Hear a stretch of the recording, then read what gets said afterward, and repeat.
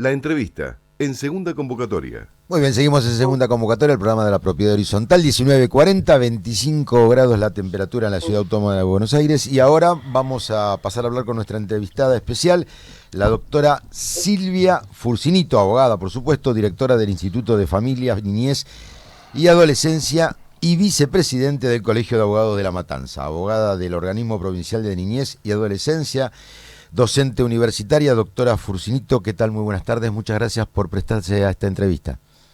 Hola, buenas tardes. Bueno, muchas gracias por haberme convocado, un placer. No, al contrario, le agradecemos nosotros a usted que esté aquí y podamos hablar con usted de un tema que domina, que conoce, que es el de la violencia de género, pero específicamente de la violencia de género y de la perspectiva de género en los consorcios y en los conjuntos inmobiliarios. ¿Qué podemos agregar? ¿Qué podemos decir sobre esto, doctora? Bueno, estuve escuchando la primer parte del programa, que había ahí unos colegas hablando, la verdad que muy interesante y coincido plenamente en todo lo que estaban diciendo. Y me gustaría hacer una diferenciación que es importante tener en cuenta, y sobre todo si este programa lo deben estar escuchando administradores de consorcio. Seguramente. Es la diferencia entre violencia de género, violencia intrafamiliar y violencia hacia otras personas vulnerables, que ahí tenemos a los niños, niñas y adolescentes y a los adultos mayores y también personas con discapacidad. El tema de las personas con discapacidad, si bien, bueno, me llamaron para hablar de violencia de género, también es un tema que trae ciertas problemáticas en el consorcio, situaciones de muchas veces de discriminación, de falta de comprensión de las necesidades, a veces adaptaciones edilicias que se tienen que hacer para personas con discapacidad. Y bueno, me parece que está bueno tener en cuenta estos diferentes tipos de violencia, porque el abordaje es distinto según de qué tipo de violencia se trate. Claro. Y puntualmente, en lo que corresponde a violencia de género, hay ciertas medidas que establece la ley como medidas protectorias a la persona víctima de violencia de género, que tienen que ver con la propiedad, y que justamente ahí radica la importancia de que los administradores de consorcio conozcan este tipo de medidas y sepan cómo actuar al respecto. La ley 26.485, que también la mencionaron los colegas que estuvieron hablando en la primera parte del programa, define los tipos de violencia. Y tenemos que tener en cuenta que la violencia no es solamente la violencia física, también la violencia psicológica, la violencia económica, que ahí también tiene que hay mucha articulación con lo que es el derecho de propiedad en la violencia económica. Hubo muchos fallos en los cuales se consideró violencia económica, por ejemplo, que la expareja deje de pagar los servicios, el corte de servicios, deuda de expensas, también dejar de pagar las expensas. Cuando la mujer la mujer que era la que cuidaba y la que no ejercía el rol de proveedora, se queda sola a cargo de la propiedad. Entonces, un montón de cuestiones que abordarlas como corresponde jurídicamente le pueden traer bastantes soluciones a los que son los consorcios y los conjuntos inmobiliarios. ¿Y cómo recepta esto la justicia según su experiencia, doctora? Bueno, gracias a Dios, cada vez más los juzgados en todos los fueros están aplicando la perspectiva de género y la perspectiva de niñez. También en lo que es violencia hacia adultos mayores, también está la Convención Internacional de Protección de las personas adultas mayores, y también se está teniendo en cuenta una mirada especial sobre estas personas que son consideradas vulnerables. Una de las medidas también importantísimas que se debe tomar cuando hay situaciones de violencia de género y que son graves es la exclusión. Del domicilio del agresor. Y en los casos de medidas de exclusión del hogar, no importa quién detenta la propiedad registral de ese inmueble o quién es el titular de un contrato de alquiler, por ejemplo, sino que va a estar excluido el agresor, sea quien sea. Entonces, en los casos de exclusión y en los casos de prohibición de acercamiento, ahí es muy importante que de esa medida la persona, en este caso la víctima, ponga en conocimiento a la administración, para que la administración ponga en conocimiento al resto de los copropietarios, si hay un portero o un encargado que también lo sepa, para evitar que este agresor se acerque, pida ingresar al domicilio, y se pueden evitar situaciones de gravedad extrema, claro, ¿cierto? Claro que sí. O si no lo conocen, por ejemplo, puede decir me olvidé la llave, puede venir con un cerrajero. Entonces, para evitar todo esto es importante que todos los copropietarios estén en conocimiento de cuando se toman este tipo de medidas.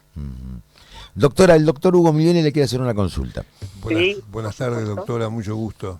Buenas tardes, igualmente. En realidad, la pregunta que le hago en función al desempeño de su cargo y la experiencia que puede tener al respecto, tiene que ver un poco también desde el otro ángulo. Hace cosa de unos meses nos enteramos por una, digamos, transmisión televisiva que habíamos tenido la oportunidad en la cual el padre de unos chicos, habiendo sido excluido, había estado, un médico era, casi 3 años preso, y que después en ese caso uno de los chicos había reconocido que había sido una manipulación de parte de la madre.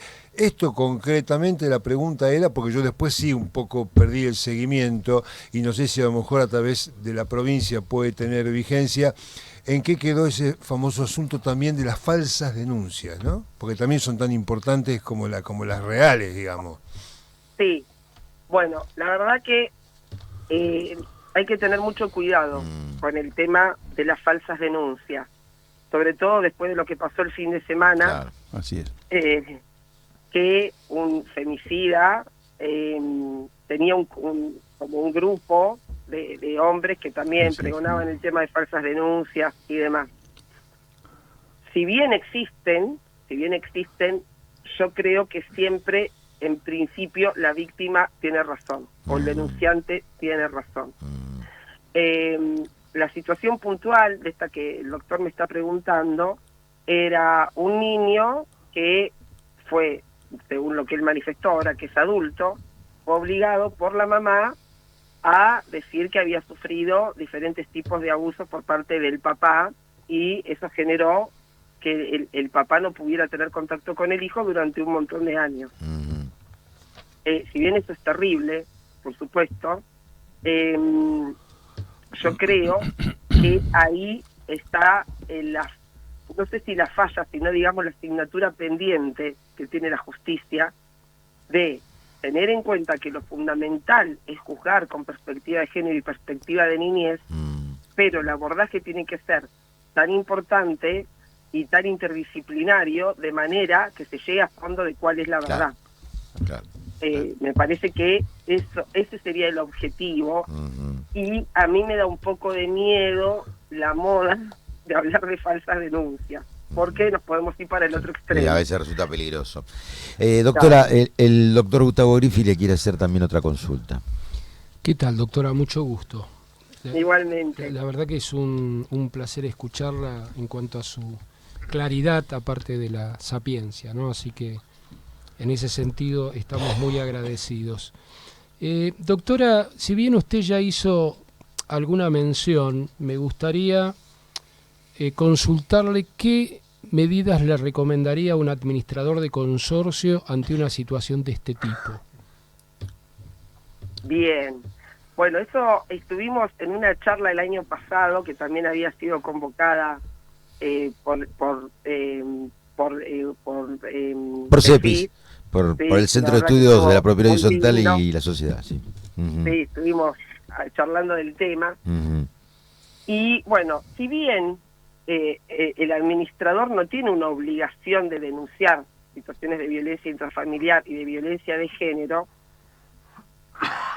la ley de lo que es violencia la ley de Sistema Integral de Protección de Niños, Niñas y Adolescentes, la 26061, pone en cabeza de cualquier persona que tome conocimiento de violencia hacia niños, niñas y adolescentes la obligación de denunciar. Esto por un lado, en lo que respecta a niños, niñas y adolescentes. Y en lo que respecta a violencia de género, hay dos posibilidades. Que el administrador se entere porque la víctima se lo cuenta. Diría tres. Que el administrador se entere porque los vecinos lo exponen o se lo cuentan, o en una asamblea surge la situación, porque no nos olvidemos que la violencia puede ser gritos, puede ser golpes, y eso sí o sí también termina vulnerando al resto de los copropietarios, claro, que no pueden tener una convivencia pacífica, y también genera miedo en el resto de los copropietarios. Que se entere de esa manera, o bien que se entere cuando ya la medida de protección se adoptó porque ya se hizo la denuncia. Ese sería el tercer caso. En el primer caso, en el que sea la víctima que se lo cuente, lo que corresponde en principio es que el administrador tome nota y haga un registro de todo esto que la víctima le contó, porque incluso puede servir como prueba. claro. En un expediente judicial se lo puede convocar como testigo también. Y lo lógico y lo más adecuado sería que haga la denuncia de manera muy simple, llamando al 144 o a través de la aplicación del Ministerio Público, que se puede denunciar en forma online. Obviamente también imagino la situación que vive un administrador que después tiene que seguir quizás tratando con esa persona que es agresora y que fue denunciado. Pero bueno, la realidad es que si bien cuando es una persona mayor de edad no tiene la obligación de denunciar, tiene que ver también con prevenir un daño mayor que puede afectar al resto de los copropietarios. Y el segundo caso, que podría ser que en una asamblea o en una reunión o a través del resto de los copropietarios expongan que existe una situación así, ahí sí, en ese caso, tiene la obligación de tomar una medida. Obviamente que la medida no es de acción directa, no puede decir, bueno, vamos a excluir al agresor y votemos si hay que excluirlo o no, o votemos de ponerle una multa, porque la realidad es que no existe eso dentro de la ley, pero sí puede hacer la denuncia que corresponda ante la justicia para que la justicia sea la que tome la medida que corresponda. Y de esa manera su responsabilidad estaría cubierta. Porque un agresor puede generar daños a la propiedad, como romper diferentes cosas del edificio. También hay violencia de género, no solamente, como decía, no es lo mismo violencia intrafamiliar que violencia de género. La violencia de género se puede ejercer de un vecino a otro.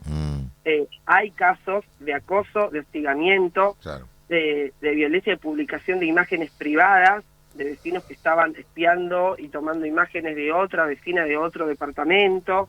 Hay montones de casos y de situaciones en que la violencia de género se da entre diferentes copropietarios, y ahí la intervención y la denuncia del administrador es importantísimo porque ya también ordena un poco, sienta una postura de decir, acá hay una víctima y hay un violento. Y no es lo mismo uno que otro. Doctora, para ir cerrando y no quitarle más tiempo, ahora el doctor Alfredo Esgarilla le hace una pregunta cortita y le pedimos una respuesta también breve. ¿Qué tal, doctora? ¿Cómo le va? El otro tema que tocamos, además de toda esta temática vinculada a la violencia de género, era el tema de esas normas no escritas que definimos de alguna manera como el techo de cristal, ¿no? Entre las diferencias entre hombres y mujeres, y en el caso concreto de la propiedad horizontal, cuando el 80% son hombres en la actividad, ¿no? No sé si tiene usted algún elemento para agregar sobre este punto, ¿no?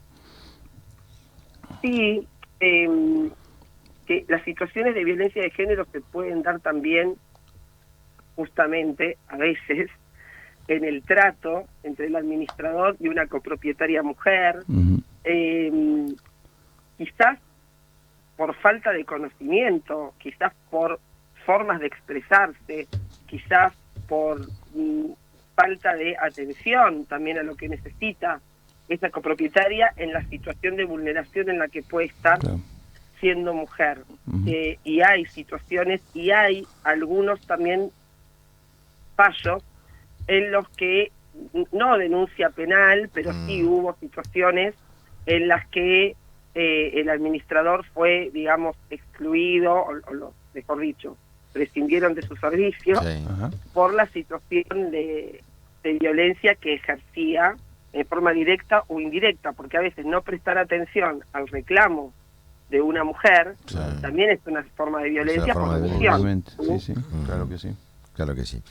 Doctora Silvia Furcinito, le agradecemos mucho su participación, fue usted muy clara y bueno, que tenga unas muy buenas noches. Que descanse. Buenas noches. Buenas Gracias. noches, doctora. Bueno, muchas gracias a ustedes, un placer y para lo que necesiten, acá estamos. Muy Muchas bien. gracias. Gracias a usted.